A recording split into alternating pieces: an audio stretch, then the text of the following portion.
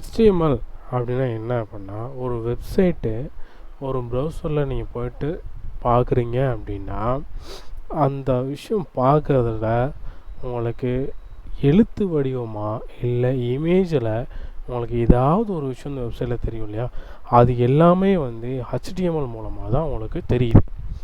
இந்த HTML ஒரு ஸ்கெலிட்டன்னு சொல்லலாம். இது வந்து வெப்சைட்டோட ஸ்கெலிட்டன். HTML டெஃபினேஷன் தான் ஹைப்பர் டெக்ஸ்ட் மார்க்அப் லாங்குவேஜ். இந்த HTML வச்சுட்டு நம்ம எப்படி வெப்சைட் க்ரியேட் பண்ணுறது, அந்த வெப்சைட்டை எப்படி டிசைன்ஸ் ஆட் பண்ணுறது, விஷயங்கள்லாம் வந்து கண்டினியூஸாக நம்ம டுட்டோரியலில் பார்க்கலாம். ஓகேங்களா? இப்போதைக்கு நம்ம HTML வந்து ஸ்டார்ட் பண்ணுறோம்.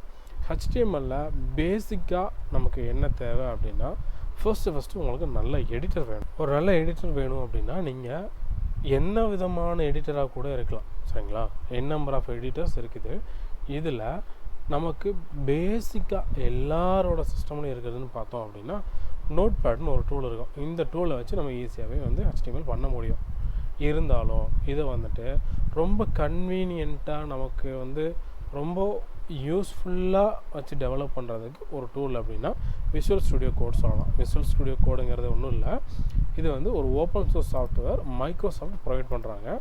இந்த டூலில் வந்துட்டு நீங்கள் என்ன விதமான கோடு வேணால் எழுத முடியும். சரிங்களா? உங்களால் ஒரு டெக்ஸ்ட் ஃபைல் க்ரியேட் பண்ணலாம். HTML, PHP, CSS, JavaScript, இந்த மாதிரி ரூபி, பைத்தான், C++, C#, என்ன விதமான கோடு வேணால் எழுதலாம். இந்த டூலை நம்ம எடிட்டராக நம்ம யூஸ் பண்ண போகிறோம். இந்த டூலை வந்து இன்ஸ்டால் பண்ணுறதுக்கு ஃபஸ்ட்டு உங்களோட ப்ரௌசர் போய்க்கிங்க. நீங்கள் யூஸ் பண்ணுறது என்ன விதமான ப்ரௌசராக இருந்தாலும் பரவாயில்ல, நீங்கள் அந்த ப்ரௌசரில் போயிட்டு இங்கே விஷுவல் ஸ்டுடியோ கோடு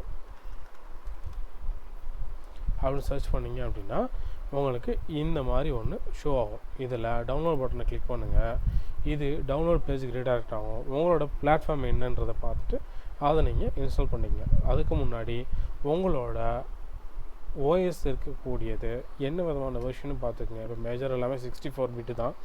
ஸோ என்னோடய மிஷினுக்கு வந்துட்டு 64 பிட்டு தான் தேவை. ஸோ நான் 64 வந்து கிளிக் பண்ணிவிட்டு இன்ஸ்டால் பண்ணிக்கிறேன். இப்போ வந்து எனக்கு டவுன்லோட் ஸ்டார்ட் ஆகிடுச்சு. இந்த டவுன்லோட் முடிஞ்ச உடனே நான் வந்து இன்ஸ்டால் பண்ணி யூஸ் பண்ணிப்பேன். இது வந்து பெரிய இன்ஸ்டாலேஷன் ஸ்டெப்லாம் கிடையாது. ஜஸ்ட்டு ஓப்பன் பண்ணுறீங்க, நெக்ஸ்ட் கிளிக் பண்ணி அதை இன்ஸ்டால் பண்ணிக்கங்க. ஆல்ரெடி நான் இன்ஸ்டால் பண்ணி வச்சுருக்கிறதுனால நான் இதை வந்து கேன்சல் கொடுத்துட்றேன். இதுதான் வந்து ஒரு எடிட்டரை சூஸ் பண்ணுறதுக்கான மெத்தட். இது ஏன் நான் உங்களுக்கு இந்த டூலை சஜஸ்ட் பண்ணுறேன் அப்படின்னா, இதில் பார்த்தோம் அப்படின்னா உங்களுக்கு ஏகப்பட்ட ப்ளகின்ஸ் இருக்கும். இந்த ப்ளகினை நீங்கள் டைரெக்டாக உங்களோட விஷுவல் ஸ்டுடியோ கோடில் ஆட் பண்ணிக்கலாம். ஆட் பண்ணிவிட்டு இதில் இருக்கக்கூடிய ப்ளகினே வந்து நிறைய ஹெல்ப் பண்ணும். நமக்கு சஜஷன்ஸ் எல்லாமே தரும். அதுக்காக தான் உங்களுக்கு இந்த எடிட்டரை நான் உங்களுக்கு சஜஸ்ட் பண்ணுறேன்.